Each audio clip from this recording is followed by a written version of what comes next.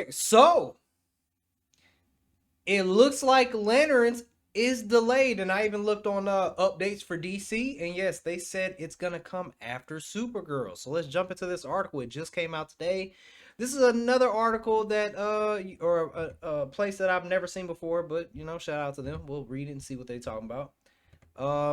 Let me click it. It's called a Pajiba. Pajiba. So let's see what the article's talking about, man. Of all projects in James Gunn's burgeoning DCU, Lanterns has been the most intriguing. It has everything going for it.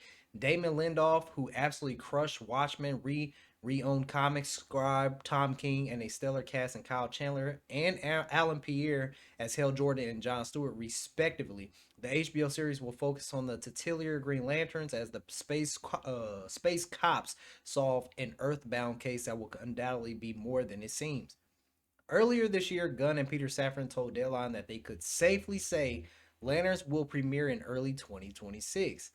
However, a trailer has yet to emerge for the HBO series, and the usually talkative Gunn has been tight-lipped about the project. Well, there might be a reason for that.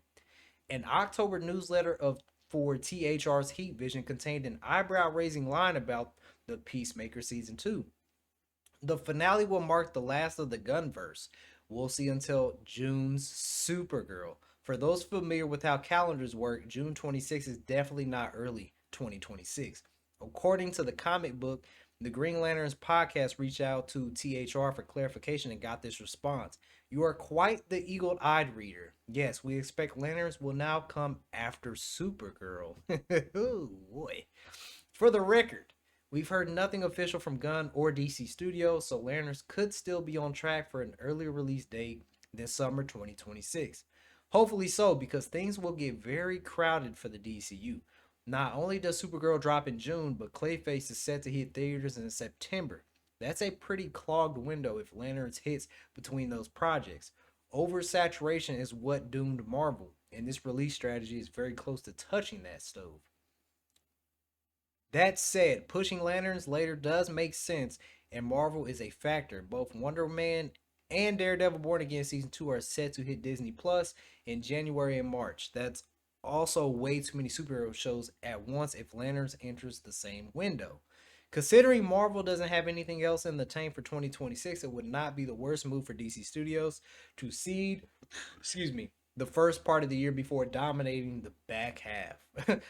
That word is funny. Dominating, huh? All right. Moving Lanterns to after Clayface would also alleviate the overcrowding problem, but that means we could be waiting a full year to see the Lindelof series. Dang it. That's the article. All right, so now when it comes to Lanterns, like I just don't really care about the DCU right now.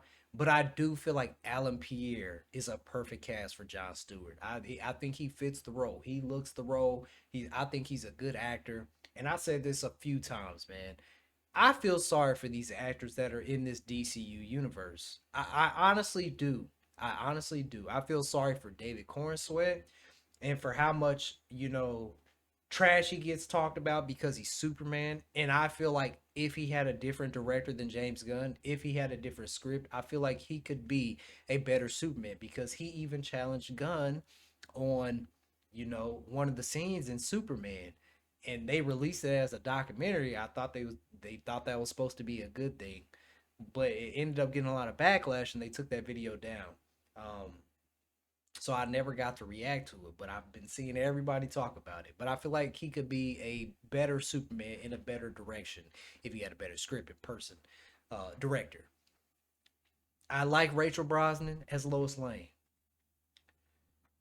Alan Pierre, I think he would be a good John Stewart. And then the other guy, he fits the role for the older. I forgot the other dude's name, Hal Jordan. I like them. They look the part.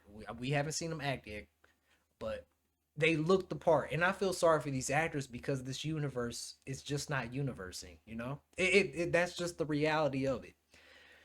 Supergirl is supposed to come out now. Remember that article we covered? What was that? Like couple weeks ago.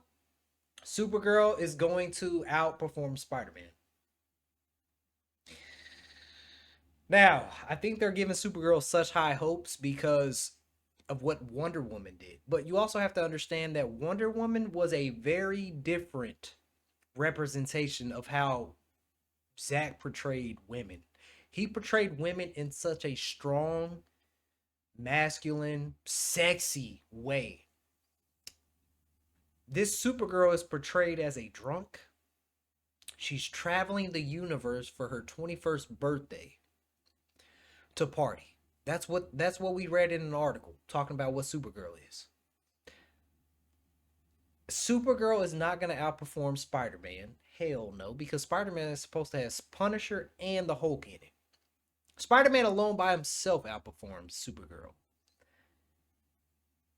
Supergirl's not gonna. It's not even gonna outperform Superman 2025, and that movie underperformed. It underperformed. Now they're doing these 2 weeks of reshoots to add David Cornswell's Superman in it to hopefully get more people in the seats to watch it. But I think majority of people just don't care. I just think they don't care. I don't think I will be shocked if Supergirl makes more than 400 million. I'm just gonna be honest. I will be shocked if Supergirl makes over 400 million. Then you got Clayface coming out. It could be a good movie, but I'm not gonna lie. It's weird making a Clayface movie without Batman. Like, I get what they trying to do, but it's just weird. But yeah, it could turn out to be good because the first Joker was Joaquin. I can never say his name. Joaquin Phoenix. It was a great movie. He did the Joker very well. But I also think Joker is a more popular character. Clayface is not really that. I mean, people who know Batman, they know who Clayface is. But a lot of people who are just, they're not into the universe like that, they're not going to know who Clayface is. So that's going to be a hard selling point. But,